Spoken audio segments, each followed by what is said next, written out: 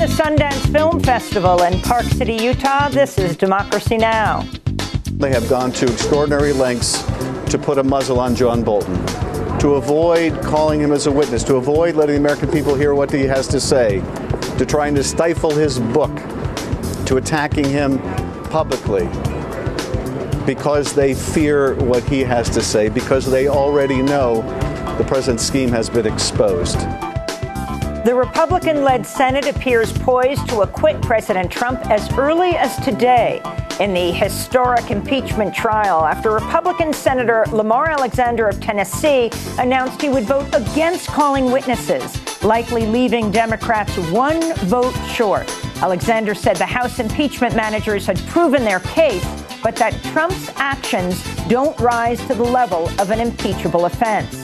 We'll get the latest. Then, as South Dakota's Republican-controlled House passes a bill criminalizing transgender youth, we look at a groundbreaking film that's just premiered here at Sundance. It's called Disclosure: Trans Lives on Screen. Where trans people would be celebrated on or off the screen. Thank you so much for this moment. I never thought the media would stop asking horrible questions. How do you hide your peanut? And start treating us with respect. All that and more coming up.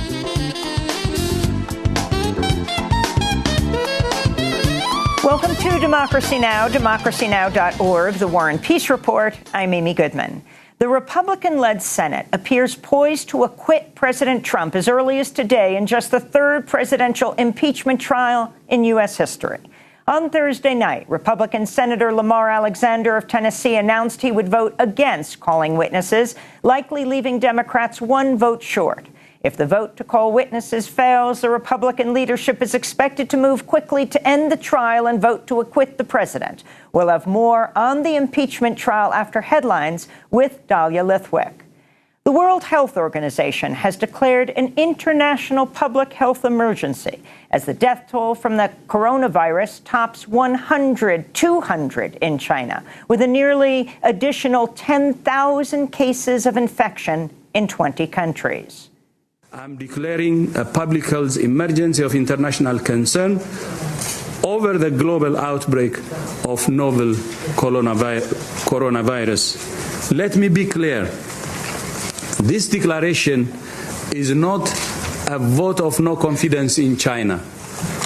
On the contrary, WHO continues to have a confidence in China's capacity to control the outbreak. The U.S. State Department is warning Americans not to travel to China, the epicenter of the virus. The U.S. Special Envoy for Syria, James Jeffries, warning of an international crisis as nearly 750,000 Syrians have been forced to flee their homes in the northwestern province of Idlib as the Russian-backed Syrian government continues its offensive against the rebel whole territory. 200 Russian and Syrian regime airstrikes in the last 3 days, mainly against civilians. As I said, the Secretary General is so alarmed that he's created a board of inquiry into the attacks on civilians, and massive movements of troops pushing back hundreds of square kilometers and setting, I think now, 700,000 people who are already internally displaced on the move once again towards the Turkish border, which would then create an international crisis. Britain is formally withdrawing from the European Union tonight, ending its 47 years of membership in the EU. Tonight's withdrawal will initiate a nearly year-long transition period set to expire December 31st, in which the EU and Britain will continue to negotiate the terms of Britain's future relationship with Europe. Brexit has created massive turmoil in British politics ever since British voters narrowly approved the country's departure in a highly polarized 2016 referendum.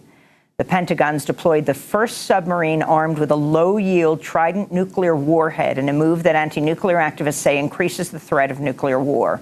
The USS Tennessee is currently patrolling the Atlantic, carrying a nuclear warhead with a third of the explosive power of the atomic bomb the U.S. dropped on Hiroshima. This comes as the Trump administration is slated to announce today it is loosening restrictions on the use of landmines in order to roll back an Obama-era policy that restricted the use of landmines to the Korean Peninsula. The new policy is expected to allow the U.S. to use landmines anywhere in the world.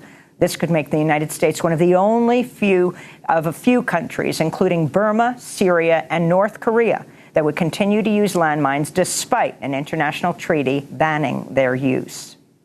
Human rights groups are condemning the Mexican government for its crackdown on Central Americans who travel through Mexico en route to seek asylum in the United States. Mexico has deported over 2,000 Central Americans over the last 2 weeks and has temporarily suspended all NGOs and faith organizations from accessing detention centers. This is Tanya Renayam of Amnesty International. We are talking about the signals that are given that give clear indicators of a migrant policy that does not respect human rights, which also goes with the xenophobic policy of President Trump's ideology.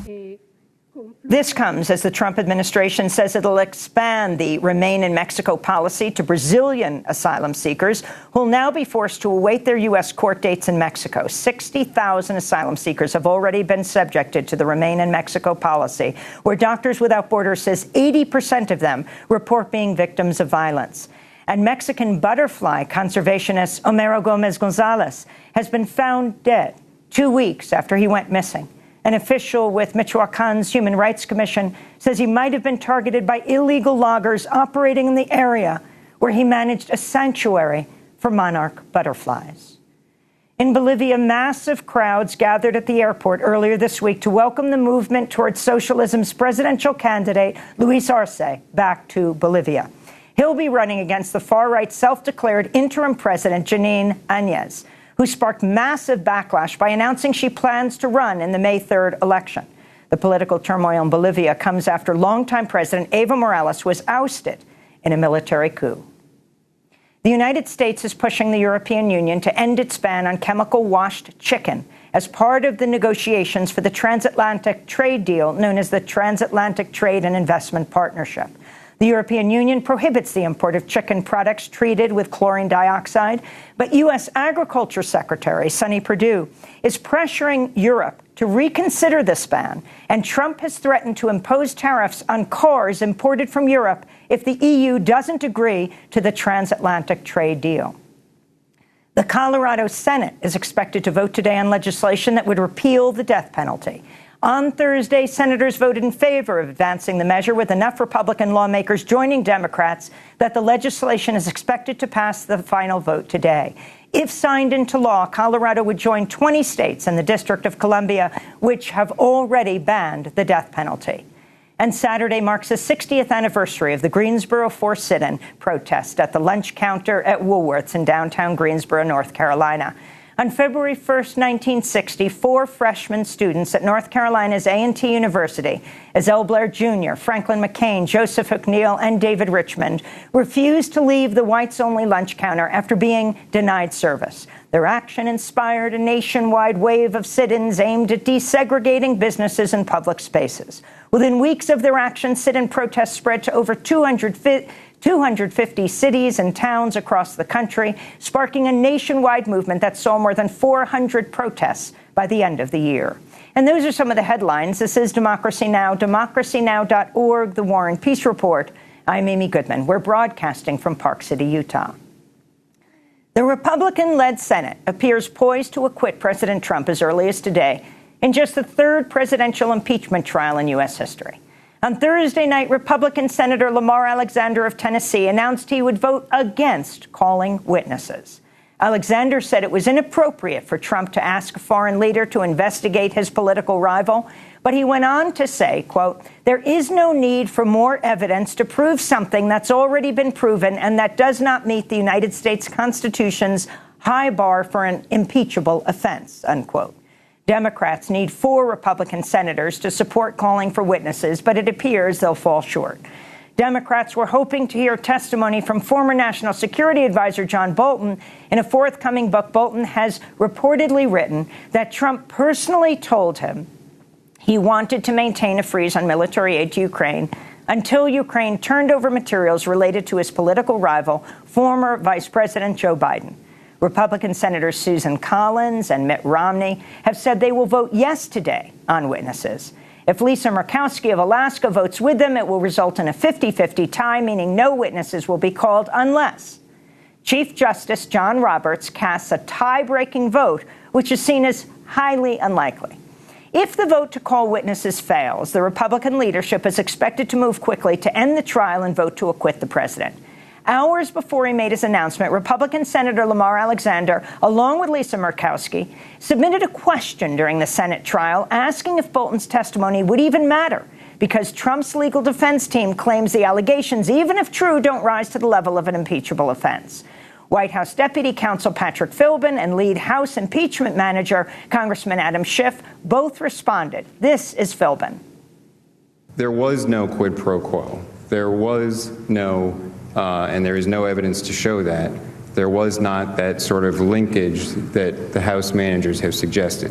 But let me answer the question directly, which I understand to be, assuming for the sake of argument that Ambassador Bolton would come and testify the way the New York Times article alleges, the way his book describes the conversation, then it is correct that even if that happened, even if he gave that testimony, the articles of impeachment still wouldn't rise to an impeachable offense.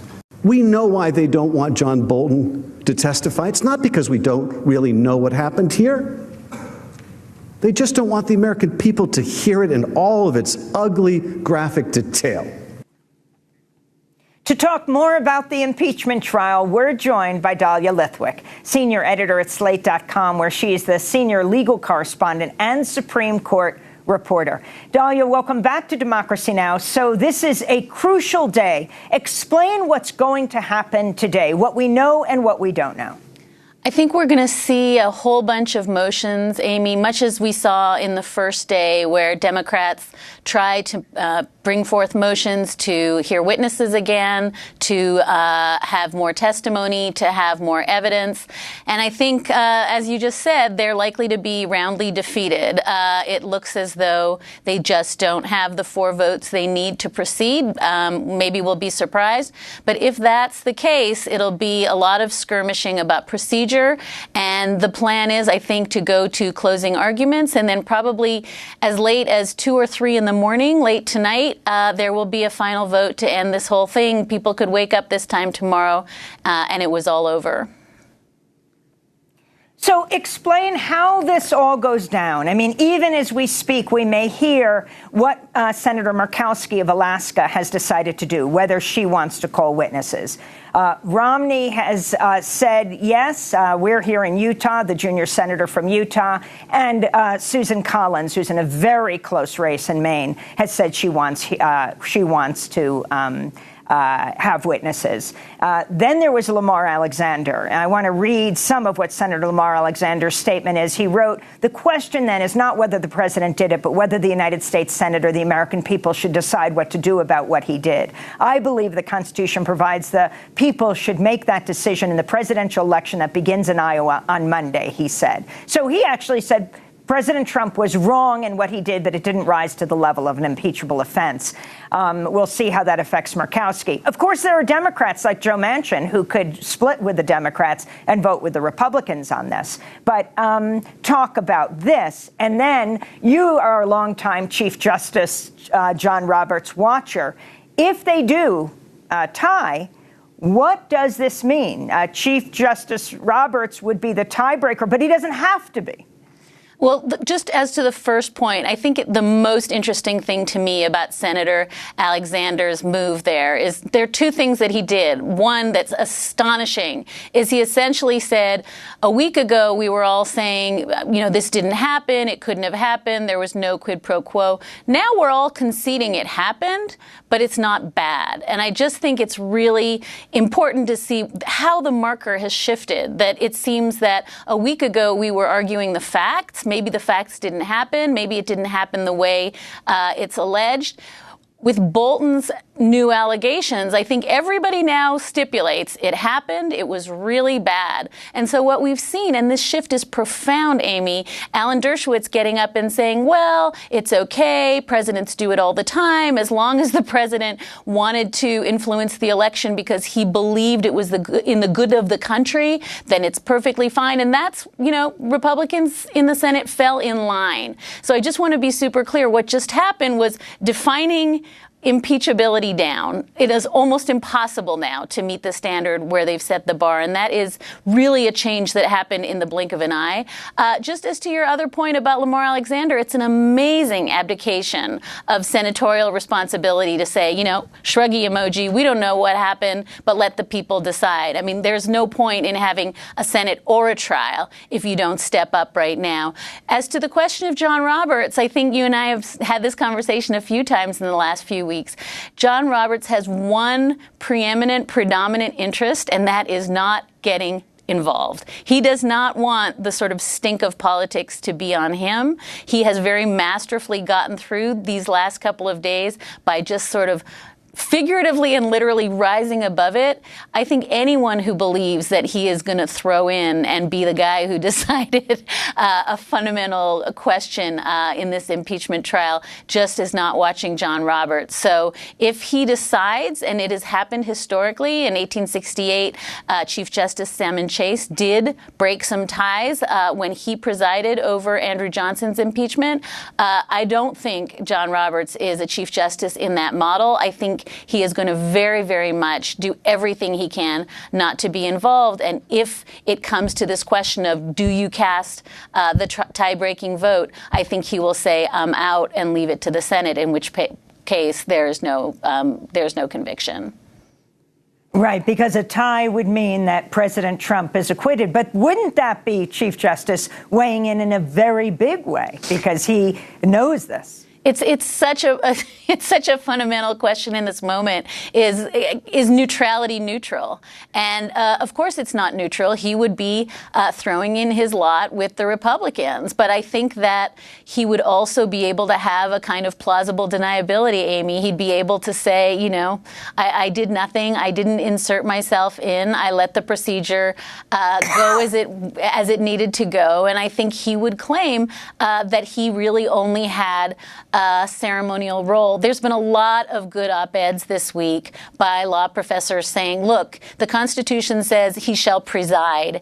And that means, when the vice president presides over the Senate, he has a real role in breaking ties. He has an absolute non-ceremonial role. So I think that's being urged on John Roberts. But I think that very, very much clear to me that what he cares about in first thing in the morning and last thing at night is that the courts be above this, that the courts not be dragged into this. Senator Elizabeth Warren tried to drag him into it with a question yesterday, and you could just see him bristle. He does not want to be told that this is his show. Let's go to this. Let's go to this moment when Chief Justice John Roberts read a question submitted by the presidential candidate, Democratic Senator Elizabeth Warren of Massachusetts. This is Roberts, followed by a response from Democratic Congress member Adam Schiff, of course, the head of the Intelligence Committee, the chief House manager.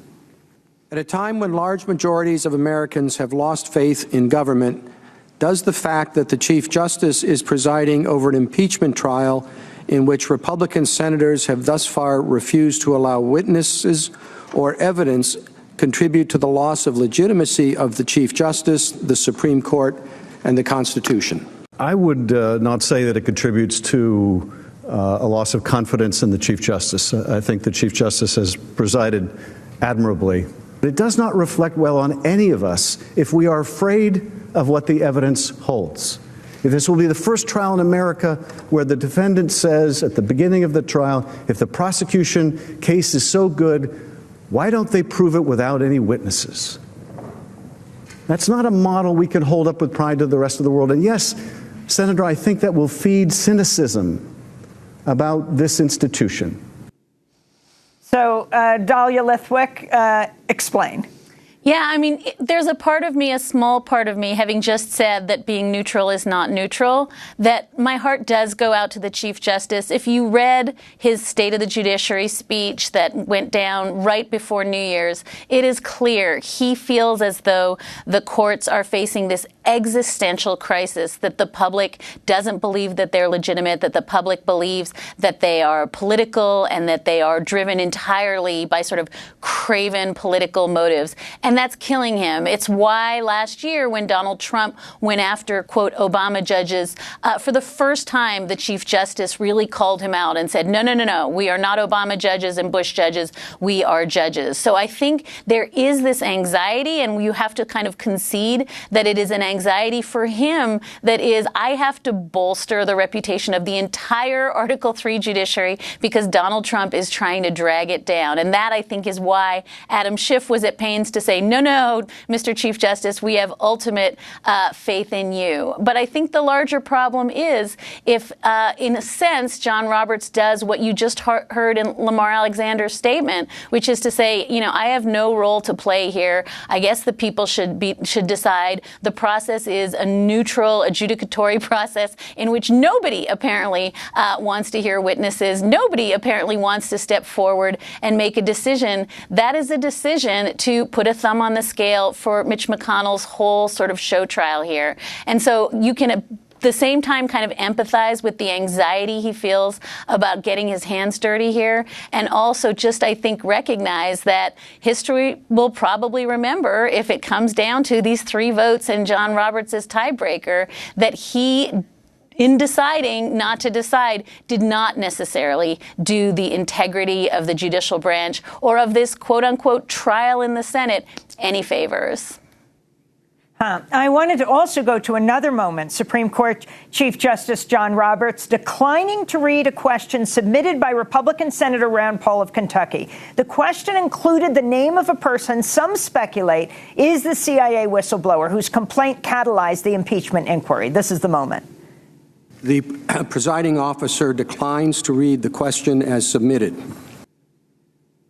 On Thursday, Senator Paul tweeted, quote, "My question today is about whether or not individuals who are holdovers from the Obama National Security Council and Democrat partisans conspired with Schiff staffers to plot impeaching the president before there were formal House impeachment proceedings." Dahlia Lithwick, take it from there.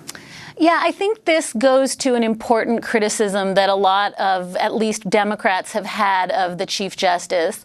Amy, he did absolutely the right thing. He refused to name the whistleblower in Senator Rand Paul's letter. He declined to do something that we just don't out whistleblowers. In some contexts, it's a felony.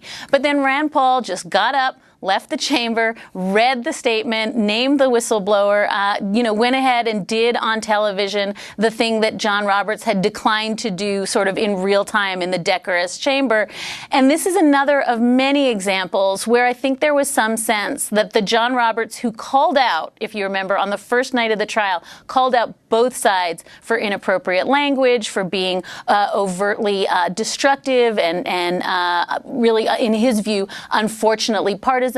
He has just stood back and let senators amble around, leave the chamber. There have been moments where half of them weren't there, standing in the back talking, ducking into the cloakroom to take phone calls, doing interviews in the hallways, and he's done nothing to constrain really unseemly behavior that has happened throughout the trial. And I think that has been a criticism of him. For him to say, I won't read the name of the whistleblower, but then Rand Paul ducks out and does it on television, not clear that in reality it made a huge difference. Well, Dahlia Lithwick, I want to thank you so much for being with us, senior editor at Slate.com, where she's the senior legal correspondent and Supreme Court reporter. As usual, DemocracyNow.org, we will live stream all the proceedings from gavel to gavel. They begin again today at 1 p.m. Eastern Standard Time. So tune in at DemocracyNow.org. When we come back, Disclosure, a groundbreaking film here at the Sundance Film Festival, examining more than a century of trans representation on screen. Stay with us. Young blood, are you all right? I know that crying, oh, your wicked scars that break your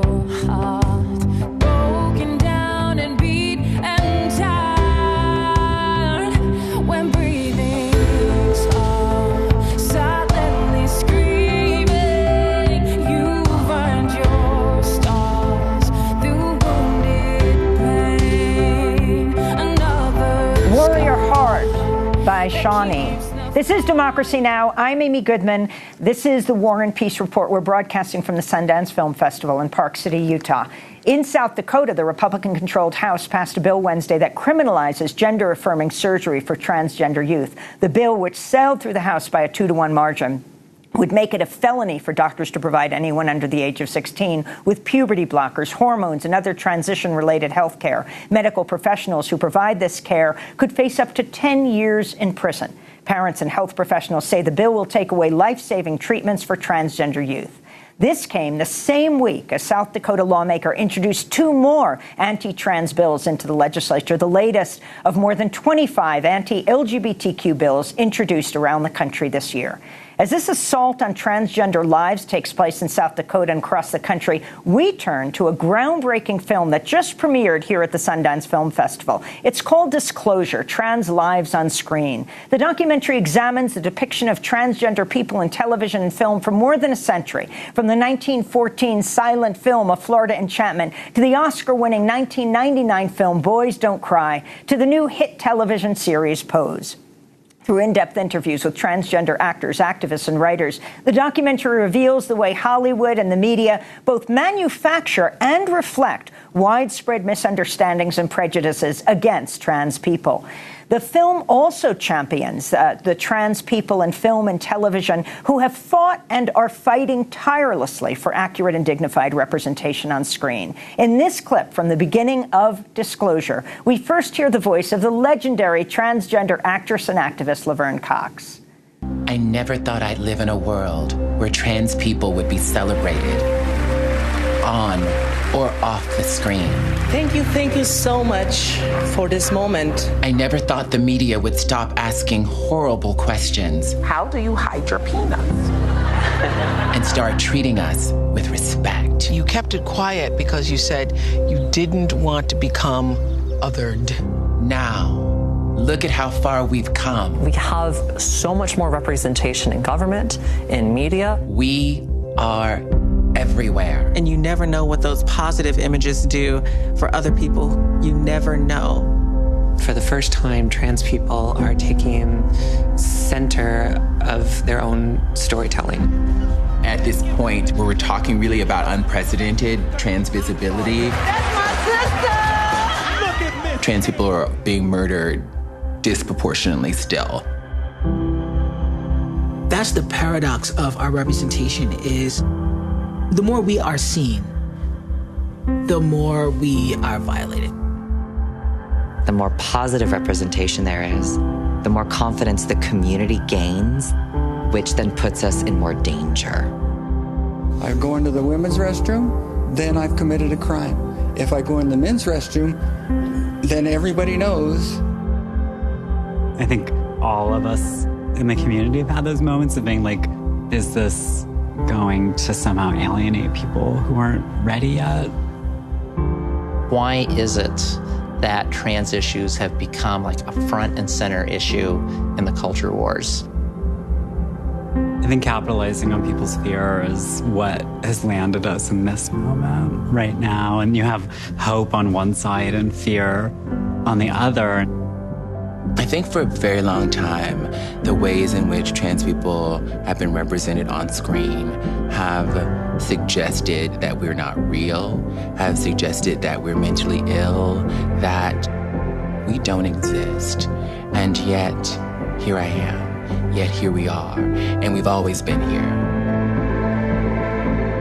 That's trans actress Laverne Cox with the clip from Disclosure: Trans Lives on Screen. Well, this week we spoke with the film's director, Sam Feder, and 2 of the documentary's subjects, actress Jen Richards, Emmy Award-winning director Yancey Ford. They were here in Park City, Utah for the world premiere of Disclosure. I began by asking director Sam Feder why he decided to take on this subject years ago. Okay, well, first, thank you for having me here. I think maybe the one thing that I'd be more excited about than having a Sundance premiere is being on the show. So thank you very much. I'm thrilled to be here. So what made me decide to make this film?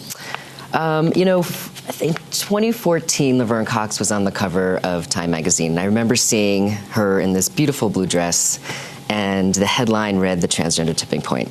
And there was all this celebration around that. And when I looked off the page in the real world, that was not the reality. Something really felt amiss with that. You know, trans people are 3 times more likely to be unemployed than the rest of the population, 4 times more likely if you're a trans person of color. We're witnessing an epidemic of trans women being murdered, particularly black trans women. The suicide rates for trans men are surging. So that's the reality that I was witnessing and living in. So I was trying to reconcile these 2 things happening at the same time, right? The rise of visibility and the rise of social and legislative violence.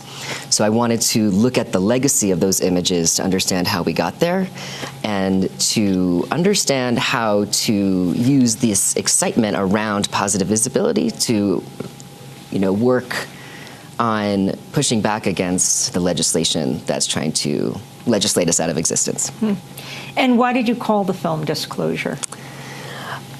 I think one of the most ubiquitous tropes about us is the need to disclose, right? That the onus is on us to reveal something about us that is a secret that no one else knows, that we're using, you know, to deceive, we're using to get to something, and that we have something to disclose, as if not everyone has information that doesn't need to be shared.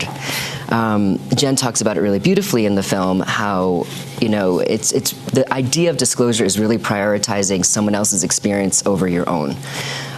So that is such a rampant notion in most trans people's minds, and most conversations around trans lives is the idea of disclosure. And so just that's why I wanted to call it that. And how does it feel to be premiering this at the Sundance Film Festival, where there are so many Hollywood gatekeepers? If you can describe that, and then also give us a sort of a history in a nutshell of representation. I mean, it's thrilling for me, you know, to be here with all the Hollywood gatekeepers.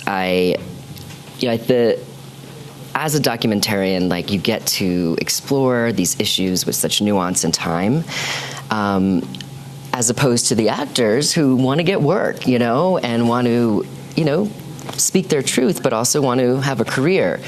And so I'm thrilled to be able to be the one to push back and explain how violent these images are. And the fact that they might be heard by the gatekeepers is incredibly exciting. So that's the goal. The history in a nutshell. The history in a nutshell. What was so amazing about doing this research was finding clips actually from like the 1890s, right? I think the first clip we show in the film is from 1901, and it's from one of the Edison production houses where he was doing these screen tests, and you see a female impersonator of the time wearing a wig and, you know, kind of just dancing around. I think it's actually one of the first on-screen kisses. Is that how you say it? First on-screen kiss we see. And so I was really taken aback by how, you know, this idea of transgressing gender has been a plot device since the beginning of celluloid, and how it's so ingrained in the DNA of film.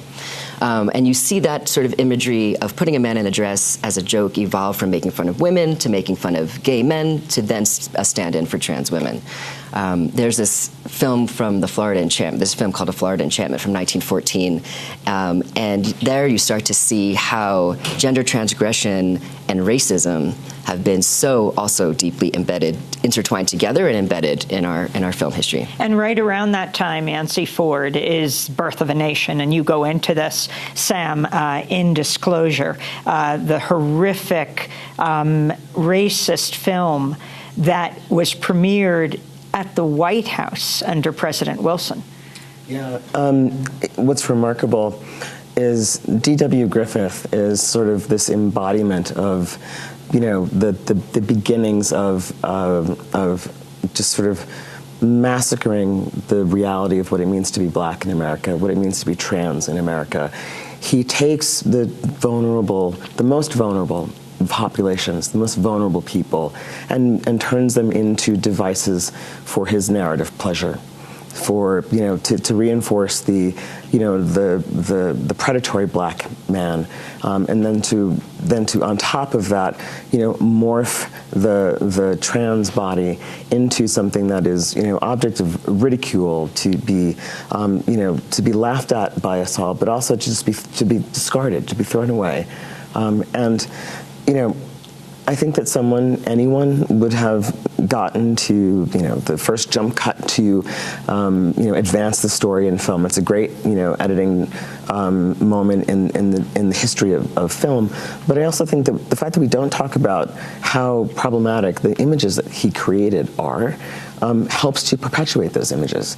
And that's one of the reasons why I'm so glad that disclosure exists now, because it really forces people to look. And I think that for so long, people, just have consumed images without thinking about what they're seeing. And disclosure really makes you think about what you're watching in a way that, in my experience of watching the film for the first time, helps to undo all of those stereotypes, and all of that damage begins to, sort of turn back upon itself and turn into something that is, potentially healing. I mean, Birth of a Nation became a major recruiting film for the Ku Klux Klan. It still is. It still is. I want to turn to another clip from Disclosure. This begins with the actress and writer Bianca Lee. As a trans person, you have the most sensitive radar to tell the difference between you're laughing with us. In the phone book, you were listed as F. DeVoe. The F stands for Frank Hunt. That's me. Or you're laughing at us. This is the men's room. I know. I'm a dude. Trans jokes? Really? Hello, Joel. I'm Jackie. Most of us have a good sense of humor. We've had to have a good sense of humor. Why am I being arrested? I told you, it's called an unclassified misdemeanor. But we don't want to be the butt of jokes. Oh, wait a minute. I forgot something. What? Can you talk like a woman? You be like this? Well, that's awful. Can't you do better than that? No. Every trans person carries within themselves a history of trans representation, just in terms of what they've seen themselves. Coop. Dennis? Why don't you live with me and I'll be your wife? What trans people really need, though, is a sense of a broader history of that representation, so that they can kind of find themselves in it. That clip from the new trans life documentary that has just premiered at the Sundance Film Festival called Disclosure. That was actress and writer Jen Richards, one of the stars of the Netflix show Tales of the City and the primetime Emmy-nominated 2016 web series Her Story, which Richards also co-created. Jen, it's great to have you with us. I'm a real fan of your work. Continue what you're saying in this clip. There is a lack of historical context for trans people, which we actually see in the legislation as well. There's this notion that it's a new phenomenon, that trans people are a sudden trend that need to be combated, because we have this continual historical forgetting. We don't know our own past. We don't know that we've been around, because we don't get to see those images. What Sam's film really does is situate us today in a historical legacy. I think a lot about one specific idea, just this notion of who gets to play trans people on screen. And I heard so many times from producers in Hollywood that, well, we have to put, this particular star, this man, to play this trans woman in order to get the film made and push the conversation forward. And one of the moments that we discuss in the film is that this practice has been going on, for over 40 years. And so it's just this ahistorical reading. So let's talk about some of these films. And some of these films, as Sam brings us in Disclosure, were considered groundbreaking, especially around trans life. You had The Crying Game of 1992. You had Boys Don't Cry of 1999. But talk about what you felt was so critical, why they were such a turning point, but also problematic. I mean, The Crying Game's a wonderful example. I love that film. It's an absolutely beautiful film. There was something incredibly galvanizing and exciting about seeing that character on screen because it was someone I could identify with. But there's also a profound... And can you, for people who haven't seen it in a nutshell? Well, I think, are we allowed to spoil Crying Game now? It's been some 20 years. Yes. A character falls for and starts dating this showgirl that he sees, and in the moment of her disrobing as they're about to have sex, he realizes, that she has a penis and is therefore really a man, and his response is to, flee to the bathroom and aggressively vomit. And then this trope of men vomiting in response to the disclosure of a trans body has been repeated endlessly in Ace Ventura and Family Guy over and over again.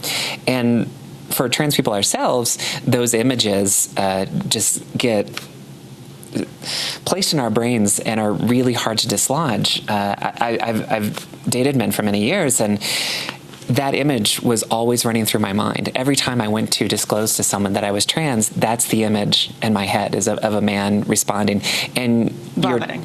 Vomiting, yeah, at the reality of my body, that's an appropriate and common response, because that's the only response I had ever seen was on screen. and so that's what I'm taught. And that's what the men are taught, that's an appropriate reaction. That's what the whole world is taught is an appropriate reaction, that I'm a legitimate object of disgust. There is also the fascination with the trans body, and that's the part that I can at least identify with in a somewhat positive way. There's a certain glamour and beauty on screen as well, but it's always coupled with this violent reaction. And boys don't cry? I mean, there's a similar dual consciousness. I hear this over and over again from trans men in particular. There's an excitement and a thrill and a deep sense of identification with seeing a trans character on screen who is operating fully and openly in his masculinity and enjoying his maleness. But then again, it's coupled with a violent rape and a homicide, a murder. And so we could never have... Of course, that is based on a real story of Brandon Teena. Exactly. And we carry those stories with us all the time. That's what we're thinking of all the time as we move through the world. And so we have this dual consciousness from these images. So if you could talk about who plays trans people on television and in film. One of the biggest issues I've had with the way that Hollywood has represented trans people is that it's very, very common for Hollywood to cast cis men as trans women and cis women as trans men. And in so doing, they're always reinforcing this notion that at the end of the day, the trans person is really the gender that they were assigned at birth rather than who they actually are in the world. And for the most part, it's a narrative trope. It's a dramatic device because the disclosure itself is considered so dramatic, and there's this notion of deception that always runs through it. But then there's this additional layer that we talk about in the film where when we lavish awards and attention and praise onto the actors doing this for this incredible transformational act that they do on screen, we're also continually seeing those actors in their assigned gender. We're seeing Jared Leto, we're seeing Jeffrey Tambor and Eddie Redmayne and Hilary Swank, which again reinforces in the minds of the public that a trans person is really, that gender.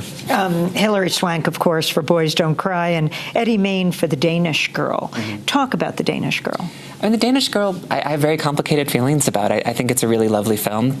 I worked with Eddie a little bit, and he's a wonderful actor, and he took the role very seriously, and I thought he found some really beautiful moments. And the film did open up the idea of trans people to many people who wouldn't have otherwise known. I've known many trans people whose parents loved The Danish Girl, and I think who that movie is made for. But again, when we see Eddie being awarded for his performance in that film, we're still seeing a man in his tuxedo who is getting that award. We'll continue with our conversation on the new documentary Disclosure in 15 seconds. Tell her that I'm happy. Tell her that I'm gay. Tell her I wouldn't have it. This is Democracy Now! I'm Amy Goodman at Sundance. We continue our conversation about the new film Disclosure, Trans Lives on Screen, with actress Jen Richards, Oscar-nominated director Yancey Ford, ACLU lawyer Chase Strangio, and the film's director Sam Feder. I asked Sam to talk about depictions of trans men on screen, beginning with the 1999 Oscar-winning film Boys Don't Cry. Sam Feder, take it from there in the films that you show, specifically trans men being portrayed in television and on the silver screen. I mean, when we were talking about Boys Don't Cry, I think what's problematic with Boys Don't Cry is that it is a true story, and we need to understand these real stories. It's just, why is that the story that gets told over and over? Like, what is the fascination with seeing us die? What is the fascination with seeing us get raped and killed again and again? And I'm just really interested in that intersection for a non-trans audience. Like, that's where we get our audience. That's the only way we can get an audience, is through pity and victimhood. And so that's what I have a lot of difficulty with that film. And I also have a lot of difficulty with the erasure of the black man who was also killed that night in the real story, Philip Divine. And so and all of the films, actually, there's a lot to talk about with all of the films, and we try to be really nuanced in our approach to everything. You point out that man is not in the film. It was because it's based on the true story of Brandon Teena. It's based on the true story. An African-American man was also murdered that night. 3 people were murdered that night, and the film only addresses the 2 white people.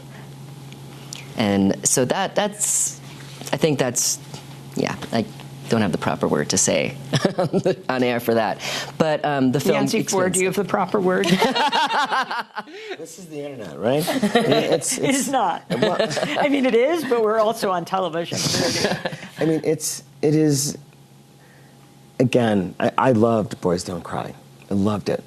But to realize that Philip Divine was erased from that story, that his death did not matter enough to the filmmakers to include it in that film, is another act of violence, right? It is erasing him as if he didn't matter, but then it is also telling every black trans person, every black gay person, every black ally that your death does not matter, that your presence in this person's life and your being an ally to that person did not matter.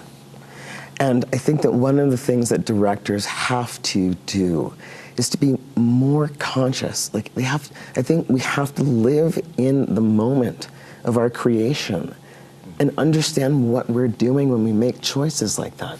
You can't just wipe someone out of history. He was there, and he's not here now, just like Brandon Teena.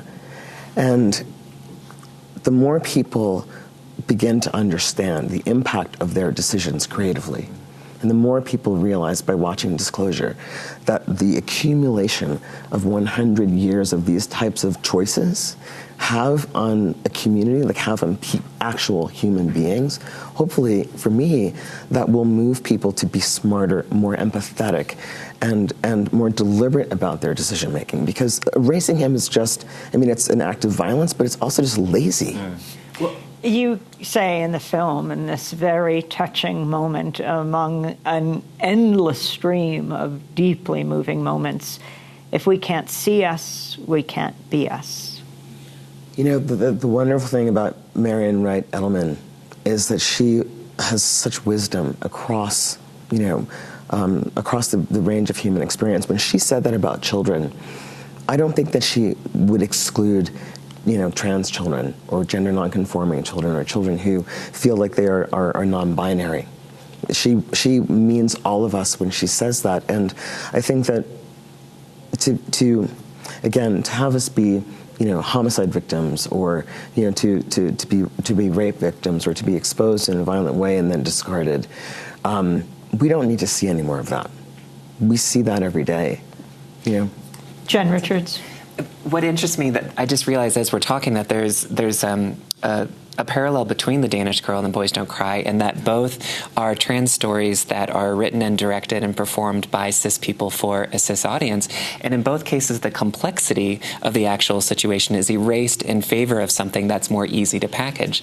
In the case of The Danish Girl, Lily Elbe was this incredibly kind of daring, progressive woman, and it was clear that her and her wife were always in a lesbian relationship because her wife went on to do erotic lesbian painting for the rest of their life. They lived happily as a lesbian couple for many years.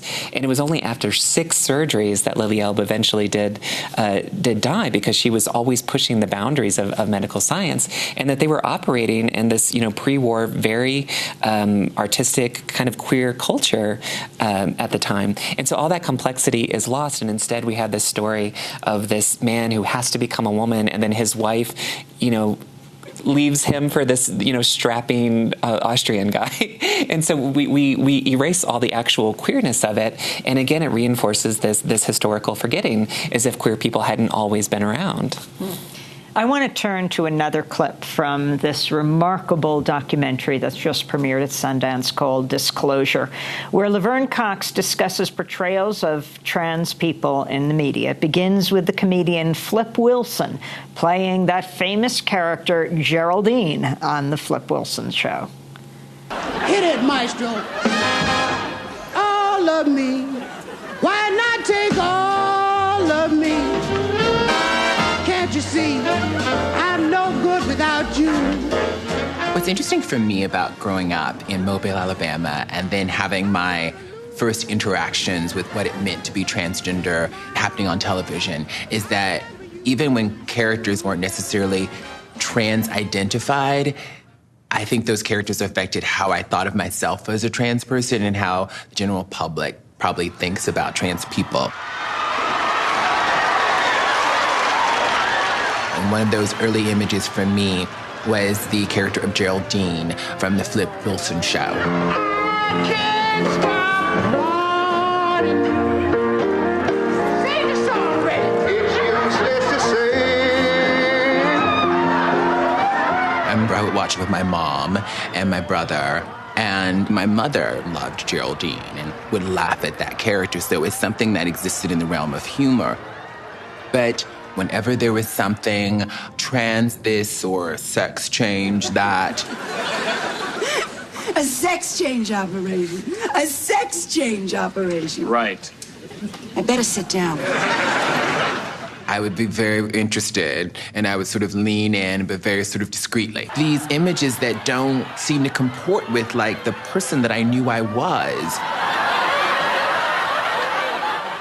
And so everything that was trans about me, it made me just hate. Yet another clip from Disclosure, and that, of course, is Laverne Cox, who is the famous actress as a trans woman who is also one of the executive producers of this documentary, Disclosure. Yancey Ford, as we go through this history, take it to today, the significance of media representation and whether you think there is hope, where you see it changing in the most important ways and what you want to see. Sure. I am hopeful because there are so many trans young people who are aspiring filmmakers, directors, writers, actors, who are not asking permission to enter into these professions. They are not asking for anyone's approval to pursue their dreams. And so when I see these kids and they ask me about filmmaking or documentary filmmaking, they don't realize that they are giving me the gift of hope. Because I know that after my lifetime, these kids will be the ones to reverse this 100-year history that Disclosure lays out so well and so in such an incredible manner for us all to watch.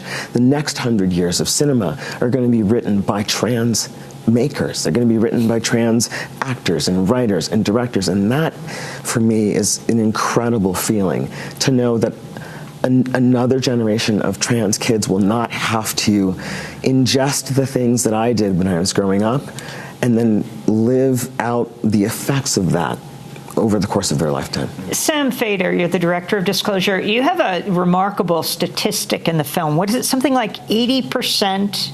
Approximately 80% of Americans say they don't think they've ever met a trans person. They actually probably have. They just don't know it. And so that means that everything they know about trans people comes from film and television. And that's why it is so critical, which takes us to Chase Strangio. Chase, you work on legislation all over this country.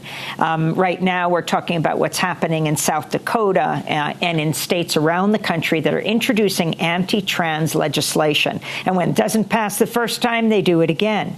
Can you talk about, as you're featured in the film as well, Disclosure, the connection between media representations and the laws that are put into place or fought back against all over this country? Yeah, absolutely. And I just think this film is such a critical intervention in every aspect of the ways that power is working to erase, diminish, and attack trans people. And I see it all the time. I travel around the country fighting back against legislation. I litigate cases. We were just before the United States Supreme Court arguing against the Trump administration's position that LGBTQ people and trans people in particular shouldn't be protected under federal law. And there you could see, even knowing that there were trans people in the courtroom, you had, justices from Justice Gorsuch to Justice Sotomayor really not being able to imagine trans existence outside those very tropes that we see on film and television. And Justice Gorsuch said something at argument in the Title VII cases in October along the lines of, well, wouldn't it be disruptive to include trans people in society? And that sense of disruption is him superimposing the images that he's likely seen from film and television that this film really does confront us with, and putting that over even the trans people like myself who are sitting there right before him. And we have to do the work of teaching people what they have already been told, and then allowing our trans bodies, our trans voices, and our trans selves to undo all of that work that has been done against us all these years. And disclosure is critical in that, in the fight in legislatures, in Congress, and before the courts. Chase, the film highlights the media's complicity in and involvement in sensationalizing and diminishing trans people and their stories. There's an amazing clip with Katie Couric and Oprah Winfrey. Can you talk about the role, how that translates into even the work that you do? Yeah, there's this idea that the trans person is always something to be, laughed at, something to be dissected and explored, something, a person whose body is open to public debate. This idea that we could look at someone and ask them about their genitals and then laugh at them is the very thing that authorizes lawmakers to think that it is in our best interest to constrain the ability for us to survive in our bodies. So the media's mocking of us, the media's insistence that they not teach themselves about how we exist in the world is the very thing that it's really the natural progression into the legislation that we're seeing. And so I think we all have a responsibility to tell more accountable stories and contend with our bodies in ways that treat us with just basic human dignity. I want to end with Jen Richards and your work as a writer, as an actress, where you see the rays of hope are right now and the kind of work that you're doing and that you're seeing other people doing, the openings. And would you consider it a victory if people didn't even say trans actress? I love that we're focusing on that as well, because that's an important pairing with the critique, is to applaud the things that are done well. And you're a fan of Tales of the City, and I think that's a really wonderful contemporary example of a show that had trans directors, trans writers, trans consultants, trans actors, and what we then see is a really complicated, nuanced portrayal of trans lives and diverse kinds of trans lives. I think a lot about an email I got from a mom who had to tell me that she watched her trans daughter sit on the floor and watch my episode of Tales of the City 3 times in a row, back to back. And I think about what impact that will have on that child, that they get to see that, and that's the image, and those are the kinds of stories that will carry her forward into her life. So I'm thrilled that those kinds of things are beginning to happen more and more frequently, and it's because of conversations like we've been having behind the scenes over the last decade, and will now be brought forward into the public through Sam's film. Jen Richards, Oscar-nominated director Yancey Ford, ACLU lawyer Chase Strangio, and Sam Thader, the director of Disclosure, Trans Lives on Screen. That does it for our show. I'm speaking today at 2 p.m. at the Park City Museum on Main Street. Special thanks to our crew here at Park City TV, Danielle Turner, Parker Martin, Diego Romo, Jacqueline Dele, and Yeribia and Ethan Barrios, and our amazing Democracy Now! Crew here in Utah and in New York. I'm Amy Goodman. Thanks so much for joining us from Park City, Utah.